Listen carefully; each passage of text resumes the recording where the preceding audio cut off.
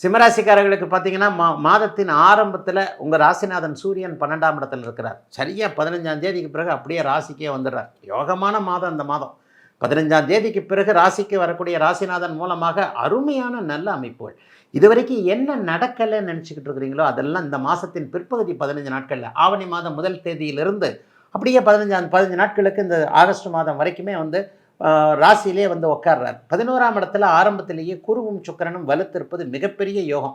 ஏற்கனவே ஒவ்வொரு மாதமும் நம்ம குமுதம் சேனலில் நான் சொல்லிக்கிட்டு வர்றேன், அஷ்டமச்சனியை பற்றி எந்த ஒரு சிறிய அளவுக்கு கூட கஷ்டத்தை அடைய வேண்டாம். அஷ்டமச்சனி உங்களுக்கு 1.5 வருஷத்துக்கு செயல்படாது.